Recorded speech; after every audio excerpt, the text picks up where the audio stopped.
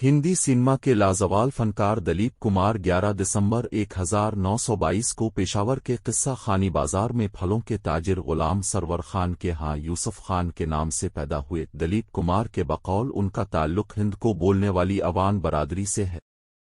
चूंकि उनके वालिद के फलों के बागात नासिक, महाराष्ट्र के करीब भी थे, इसलिए उनकी इब्तिदाई तालीम का आगाज़ नासिक के करीब देवलाली के बर्नस स्कूल से हुआ। गालिबन 1932 में उनके ख़ानदान ने हमेशा के लिए मुंबई को अपना ठिकाना बना लिया। अंजुमन इस्लाम स्कूल से मैट्रिक और खालसा कॉलेज से BA करने के बाद उन्हें पूना के मिलिट्री कैंटीन में मैनेजर की नौकरी मिल गई। वो 1942 का प्राशोभ साल था जब पूरे हिंदुस्तान में आज़ादी और तक़सीम के नारे गूंज रहे थे। नौजवान यूसुफ खान अपने वालिद के एक दोस्त के हमरा शूटिंग देखने बॉम्बे टाकीज पहुंचे। हिंदी सिनेमा की खातून अव्वल और बॉम्बे टाकीज की शरीक सरबरा देविका रानी को मर्दुम शनास माना जाता है और इस मर्दुम शनास की नज़र शूटिंग देखने वाले पेशावरी नौजवान पर पड़ी। उन्होंने नौजवान से पूछा, क्या आपको उर्दू आती है? हाँ में जवाब सुनकर खातून ने दूसरा सवाल दागा, अदाकारी करोगे? नौजवान ने जो जवाब दिया सो दिया, मगर इस जवाब की गूंज आज तक सुनाई देती है और न जाने कब तक सुनाई देती रहेगी। जब यूसुफ खान से दलीप कुमार बनते फनकार की बात होगी तब देविका रानी का जिक्र भी आएगा। उन्होंने बॉम्बे टाकीज की मुलाजमत इख्तियार करके 3 फिल्मों के मुआहदे किए। इस जमाने के फिल्मी चलन के मुताबिक उनके सामने 3 फिल्मी नाम रखे गए, वासुदेव, जहांगीर खान और दलीप कुमार। उन्होंने जहांगीर खान का नाम पसंद किया, मगर मरूफ मुसन्निफ भगवती चरण वर्मा ने दलीप कुमार पर इसरार किया। बाद अज़ां इस इसरार के पल्ले में देविका रानी ने भी अपना वजन डाल दिया। बालाखर यूसुफ खान दलीप कुमार बन गए।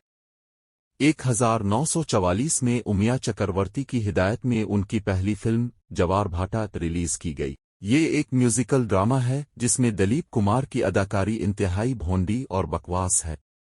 इसके बाद 1945 और 1947 को बॉम्बे टाकीज के बैनर तले उनकी 2 फिल्में बिलतरतीब प्रतिमा और मिलन आईं। ये फिल्में भी आवाम को मुतवज्जे करने में नाकाम रहीं। अलबत्ता मिलन में इस दलीप कुमार की झलक जरूर मिलती है, जिसने बाद में हिंदी सिनेमा को एक नई पहचान दी। साल 1947 के हंगामा खेज साल में जहां मिलन ने नाकामी का मुंह देखा, वहां शौकत हुसैन रिजवी की हिदायत में उनकी चौथी फिल्म जुगनू ने धमाका खेज एंट्री की। इस फिल्म की हीरोइन शौकत रिजवी की शरीक हयात और बाद में मलिका तरन्नुम का खिताब पाने वाली नूरजहां थी। फिल्म की कामयाबी समेटते समेटते शौकत रिजवी और नूरजहां नौज़ायदा पाकिस्तान हिजरत कर गए। ताहम वो जाते जाते हिंदी सिनेमा को वो तोहफा दे गए जिसने जुगनू जैसी ही रोशनी पाई। साल 1948 को आज़ाद हिंदुस्तान की फ़ज़ाओं में उनकी 5 फिल्में सिनेमा की जीनत बने, मगर कामयाबी सिर्फ ओ शहीद को मिली। गो के शहीद भी कुछ खास नहीं है, मगर जिदोजहद आज़ादी के मनाजिर और खूबसूरत गीतों के बाइस जज्बा कौम प्रस्ती से सरशार अवाम ने इसे खूब पजीराई बख्शी। दलीप कुमार इंडस्ट्री में जगह बना चुके थे, मगर उनकी हैसियत ताहाल दूसरे दर्जे की थी। साल 1949 में उनकी फिल्म शबनम ने भी बॉक्स ऑफिस को अपने नाम किया। कई सालों बाद अदाकार मनोज कुमार ने एक इंटरव्यू में कहा, मुझ में अदाकार बनने का शौक जुगनू और शबनम में दलीप कुमार की मुतासिरकुन अदाकारी देखने के बाद पैदा हुआ। बिलाशुबा शबनम एक अच्छी फिल्म है, मगर वो फिल्म जिसने 1949 के दलीप कुमार को दूसरे दर्जे से उठाकर अव्वल दर्जे के अदाकारों की सफ में शामिल किया, वो शबनम नहीं बल्कि लेजेंड हिदायतकार महबूब खान की म्यूजिकल ट्रेजिडी ड्रामा अंदाज है। राज कपूर, नरगिस और दलीप कुमार की इस ट्राइनिगल लव स्टोरी को हर सतह पर सराहा गया। नाकाम मोहब्बत के जनाजे पर दलीप कुमार के सुगवार अंदाज ने फिल्म बेनो ही रूह तक को छेविलिया। इसके बाद उन्होंने पीछे मुड़कर नहीं देखा। साल 1954 से लेकर 1958 तक जोगन, अर्जू, बाबुल तराना, दाग, दीदार, देवदास, मधुमती और यहूदी जैसी नाकाबिल फरामोश फिल्मों में उन्होंने अलमिया अदाकारी के वो जौहर दिखाए कि उन्हें ट्रेजिडी किंग के नाम से पुकारा जाने लगा। मुअख्खर जिक्र 3 फिल्मों के हिदायतकार बमल राय हैं। अगर ये कहा जाए तो शायद गलत ना हो कि बमल राय की तख्लीकात को अगर बिलराज साहनी के बाद किसी ने भरपूर अंदाज में पेश किया है तो वो दलीप कुमार ही है। मुसलसल अलमिया अदाकारी करने के बाइस उनकी नफसियाती कैफियत भी बदलने लगी। उन पर उदासी और गम के बादल छाने लगे। अलबत्ता इस जमाने में उनकी उदासी का एक और सबब 1957 की फिल्म नया दौर की शूटिंग के दौरान पेश आने वाले वाकयात भी हो सकते हैं, जिन्होंने शाम गम की स्याही को मजीद गहरा किया। नया दौर की हीरोइन मधुबाला और दिलीप कुमार के दरमियान मोहब्बत का रिश्ता उस्तवार हो चुका था, जिसमें मधुबाला के वालिद अताउल्लाह की नापसंदीदगी की तलखी भी शामिल थी। नया दूर की आधी शूटिंग के बाद हिदायतकार B.R. चोपड़ा ने बाकी शूटिंग भोपाल में करने का ऐलान किया, जिसे अताउल्लाह ने ये कहकर मुस्तरद कर दिया कि ये दिलीप कुमार की साजिश है ताकि वो भोपाल में मेरी भोली बेटी से खिलकर झूठी मोहब्बत का नाटक कर सके। बात काफी आगे बढ़ गई। मामला कोर्ट कचहरी तक पहुंच गया। नाचार मधुबाला की जगह वजंत माला को साइन कर दिया गया। इस वाक़ये और इससे मुंसलिक दीगर तलखियों ने उनकी रूमानी जिंदगी को तोड़ फोड़ कर रख दिया। अपने नफ्सियाती मुआलिज के मशवरे पर उन्होंने उदास किरदारों से किनारा कशी इख्तियार कर ली, मगर मोहब्बत गो के वो 1952 को हिदायतकार महबूब खान की फिल्म आन में एक ज़बरदस्त टेक्निकलर किरदार के जरिए अपनी सलाहियतों का इजहार कर चुके थे, लेकिन इसके बावजूद बाज नक्कादों का मानना था कि वो दूसरी किस्म के किरदारों को अदा नहीं कर पाएंगे। मगर 1960 की को नूर ने तमाम अंदाजे न सिर्फ गलत साबित कर दिया, बल्कि इस फिल्म के एक गीत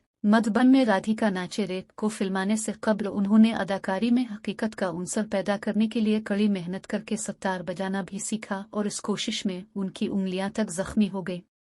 कबल अज़ी नया दूर के लिए भी अपने किरदार में हकीकत का रंग भरने के लिए उन्होंने बाकायदा तांगा चलाने की तरबियत हासिल की। फिल्म को नूर कामयाब रही और उनकी अदाकारी को फिल्म फेयर अवार्ड से भी नवाजा गया, मगर उनका को नूर चराया जा चुका था। 1960 में ही उनकी दूसरी फिल्म मुगल आजम भी ब्लॉकबस्टर साबित हुई, मगर वो मोहब्बत की बाजी हार चुके थे। उनकी अनारकली भी साहिब आलम की तरह उनसे छन चुकी थी। मुगल आजम की शूटिंग के दौरान मधुबाला और उनके दरमियान बातचीत तक बंद हो चुकी थी।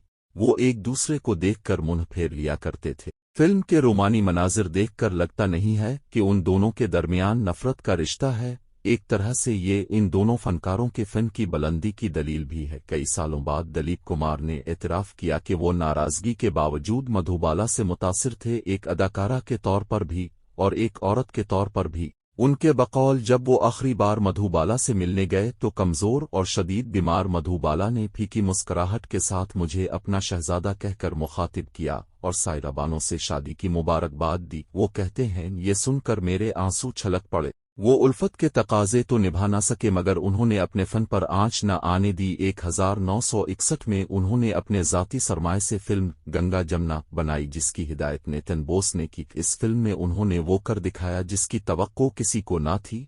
बकौल राज कपूर, मैं इस रवानी से दिलीप को पिछम की ज़बान बोलते देखकर हैरान रह गया। अमिताभ बच्चन कहते हैं कि वो ज़माना तालिब इल्मी में इस फिल्म को रोज़ इलाहाबाद के सिनेमा में देखने जाया करते थे। दिलीप कुमार की बेहतरीन फिल्मों की फहरिस्त लंबी है, मगर गंगा जमुना एक ऐसी फिल्म है जिसे मैं उनकी तमाम फिल्मों पर हावी तसव्वुर करता हूँ। 3 साल के तवील अरसे बाद 1966 को उनकी फिल्म लीडर आई, जो अपने बेहतरीन गीतों के बावजूद नाकाम साबित हुई। 1966 में वहीदा रहमान के साथ रशीद कारदार की हिदायत में दिल दिया दर्द लिया आई, जो एमिली ब्रोनेट्स के नावल वोतेरीन हाइट से माखविज है। फिल्म कामयाब रही, लेकिन ये फिल्म उनकी साबिका फिल्मों के हम पल्ला हरगिज नहीं है। ताहम 1967 की डबल रूल पर मबनी फिल्म राम और श्याम को उनकी बेहतरीन फिल्मों में शुमार किया जा सकता है। इस फिल्म में उनके मुकाबिल वहीदा रहमान और सदी की खूबसूरत तरीन अदाकारा का एजाज पाने वाली मुमताज थी। राम और श्याम को न सिर्फ वसी पैमाने पर पसंद किया गया, बल्कि मुतअद्दिद दफ़ा उसकी नकल भी की गई, जैसे हेमा मालिनी की सीता और गीता, श्रीदेवी की चालबाज और अनिल कपूर की किशन कन्हैया। राम और श्याम की रिलीज से कबल 1966 में वो पड़ोसन फिल्म से शोहरत पाने वाली हुसैन सायरा बानो के साथ शादी के बंधन में बंध गए। ये शादी उनकी हयात तक कायम है, लेकिन बदकिस्मती से ये खूबसूरत फिल्मी जोड़ा मोहम्मद अली ज़ेबा की तरह औलाद के सिक से महरूम है। उर्दू की बका और तहफ़्फ़ुज़ के लिए शहनामा चैनल ज़रूर मुलाहज़ा फरमाएं।